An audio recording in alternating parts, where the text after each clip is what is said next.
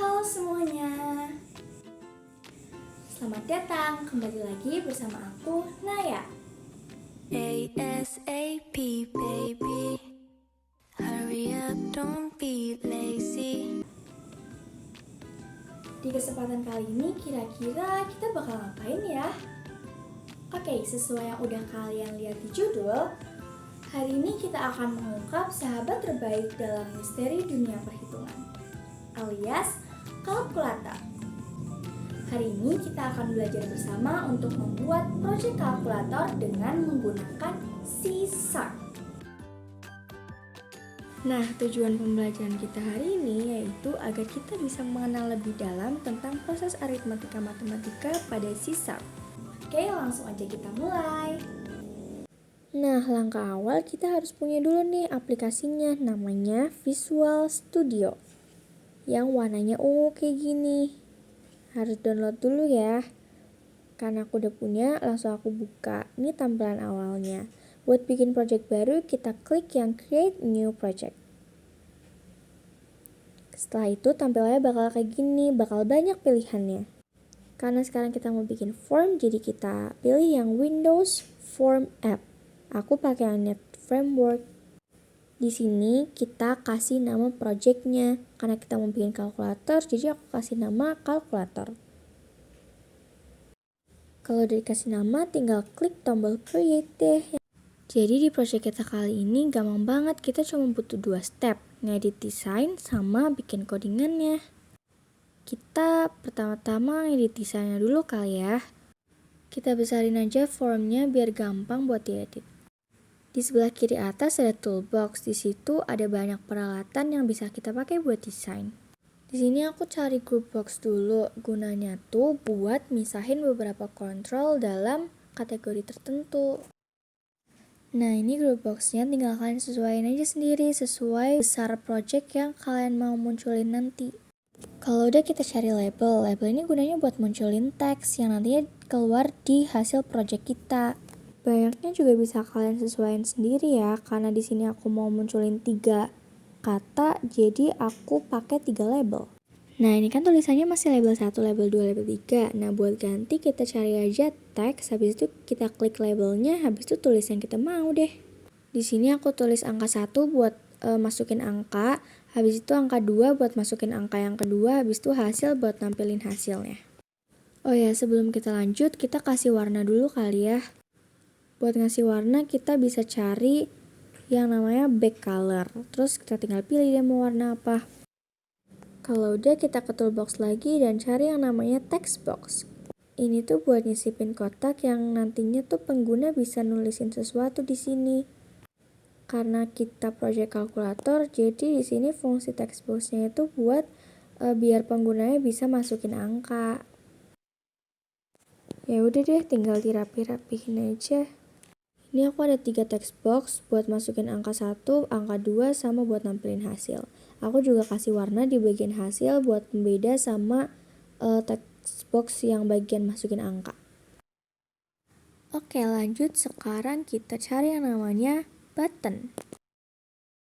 Button itu gunanya buat bikin tombol yang nantinya bisa diklik atau ditekan sama pengguna.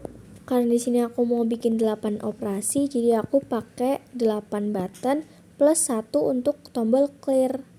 Terus tinggal dirapi-rapiin aja. Aku juga punya tips, kalau kalian mau mindah-mindahin button-button yang banyak ini, tinggal diseret terus di grup jadi satu aja. Jadi nanti mindah-mindahinnya gampang, gak harus satu-satu. Yang paling bawah aku bikin besar ini untuk tombol clear. Nah, ini kan tulisannya masih button 1, button 2 gitu ya. Nah, buat ganti sama aja kayak tadi, kita cari tulisan teks. Habis itu tinggal diganti aja deh. Button 1 aku ganti jadi tambah, button 2 aku jadi kurang, button 3 aku ganti jadi kali, dan seterusnya.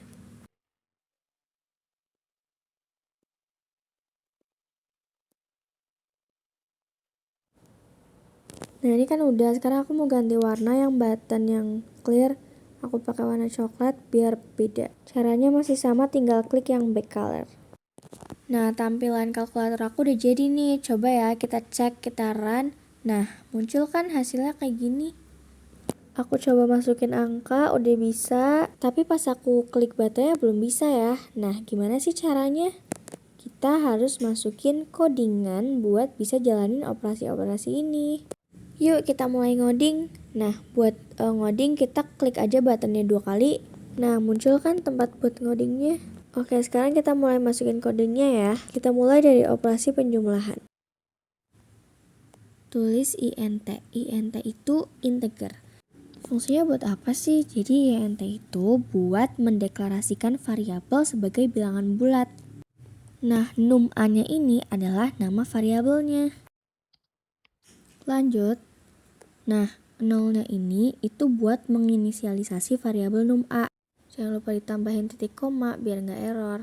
Karena titik koma ini digunakan sebagai cara buat ngakhirin pernyataan atau statement dalam kode. Lalu bikin yang num-b. Num-b ini buat yang di textbook 2. Nah, selanjutnya ada boolean. Boolean ini ada 2 kemungkinan, yaitu true atau false. Nah, int.tryparse itu buat nyoba konversi teks dari kedua kotak teks tersebut jadi bilangan bulat atau int. Nantinya hasil konversinya bakal disimpan di 2 variabel yang tadi kita tulis, num-a sama num-b. Sekarang kita masuk ke if. If ini digunakan untuk menguji apakah kedua variabel boolean isNumeric A dan isNumeric B bernilai true.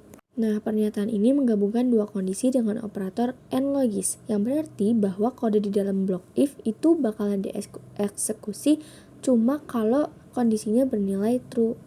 Nah, kalau isNumeric A sama isNumeric B itu bernilai true, berarti kedua teks yang dimasukin ke dalam textbox 1 sama textbox 2 itu berhasil diubah menjadi bilangan bulat. Atau num-a dan num-b itu berisi nilai yang valid. Nah, int jumlah sama dengan num-a plus num-b. Kode ini itu gunanya buat ngehitung jumlah dari 2 bilangan bulat num-a sama num-b. Dan nantinya hasilnya bakalan disimpan di dalam variabel jumlah. Terus ada textbox 3 teks sama dengan jumlah toString. Jadi hasil penjumlahannya itu nanti bakal diubah menjadi string pakai metode toString. Terus hasilnya bakal muncul di textbox 3. Masuk ke else. Di sini ada message box show. Yang isinya itu aku tulisin di sini angka yang kamu masukkan tidak valid, salah input. Fungsinya nanti kalau misalnya kalian masukin angka yang gak valid, itu tulisan ini bakal muncul. Nah, selesai deh buat operasi yang penjumlahan. Coba ya kita run. Kita masukin angka 1, angka 2, terus klik buttonnya. Nah, keluarkan hasilnya. Oke, kita lanjut ke operasi yang lain. Sekarang kita yang pengurangan. Diklik 2 kali, nanti muncul. Tinggal kita masukin codingannya. Gampangnya kita tinggal salin aja dari yang operasi penjumlahan tadi. Ctrl C, habis itu Ctrl V di bagian pengurangan. Nah, sama kok kodenya, cuman kita ganti. Di sini kan plus, diganti jadi minus. Terus buat di bagian kali, sama caranya, terus diganti pakai bintang. Simbol bintang ini emang udah lama digunain dalam matematika buat ngelambangin operasi perkalian. Di pembagian juga sama, terus diganti pakai garis miring. Ini juga merupakan simbol yang melambangkan pembagian. Sekarang kita bakal cari yang sin konstan. Oke, tuliskan if double try parse textbox 1 text out double angle. Kode ini memeriksa apakah teks yang dimasukkan oleh pengguna di dalam textbox 1 bisa diubah menjadi angka pecahan, bilangan desimal atau float. Kalau bisa, nanti angka tersebut bakal disimpan di dalam variabel angle. Double radians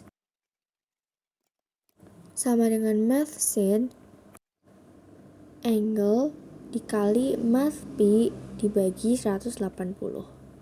Kode ini buat ngitung nilai sin dari sudut yang dimasukin oleh pengguna dalam satuan derajat. Di sini kita ngambil angka di angle, terus dikaliin sama pi, terus dibagi sama 180.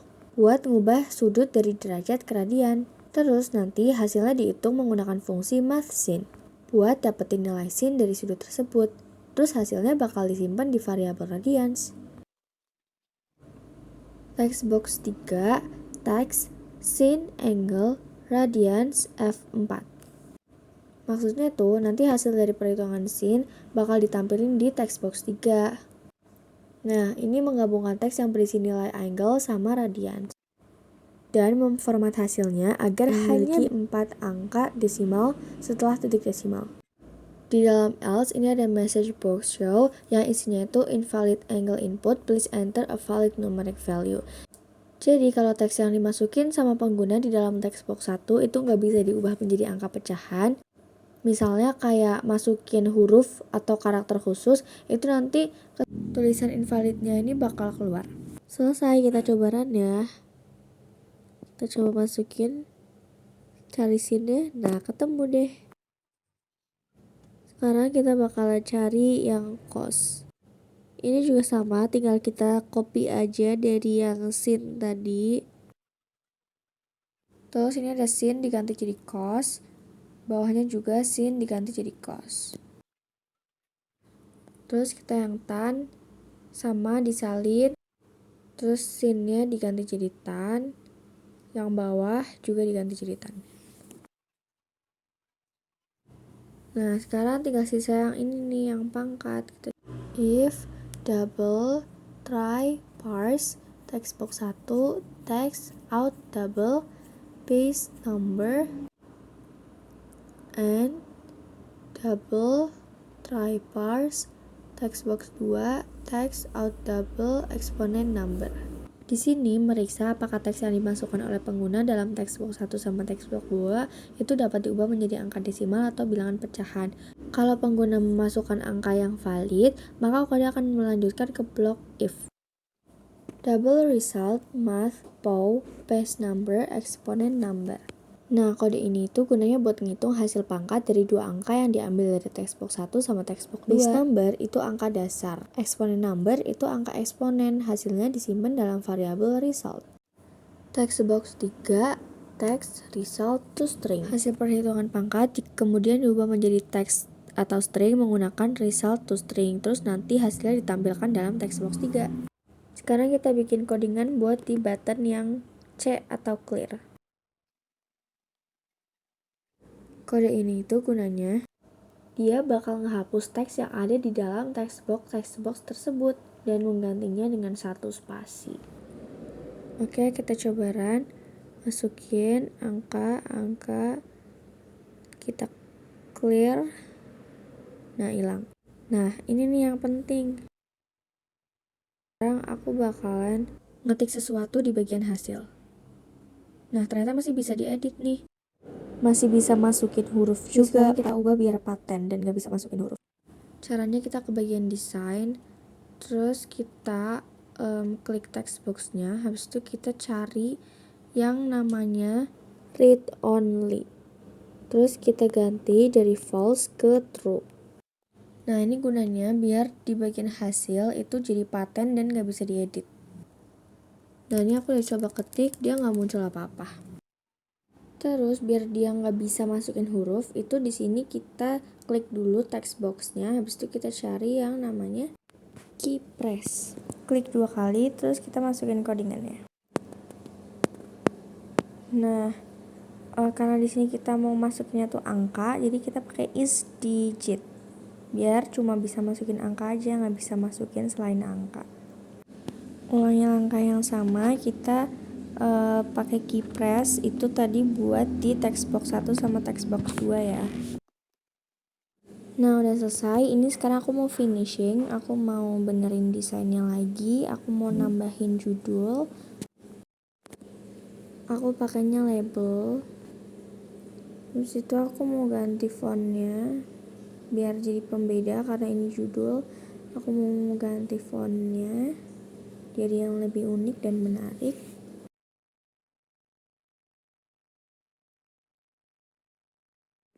Terus aku mau ganti warnanya juga. Oke, selesai. Kita coba run ya hasil project kalkulator kita. Tada, udah jadi. Kita coba penjumlahan dulu coba. Jadi, pengurangan jadi, kali jadi, bagi jadi oke, sip. Pangkat jadi oke. Sekarang kita clear. Nah, udah hilang semua. Kita coba cari 45, kita cari sin, cos, tan. Oke, clear. Nah, udah selesai deh project kita hari ini. Gimana nih hasil belajar kita dengan menggunakan C#? Gampang dan seru banget kan? Jadi jangan lupa buat dicoba dan terus berlatih ya. Terima kasih, bye!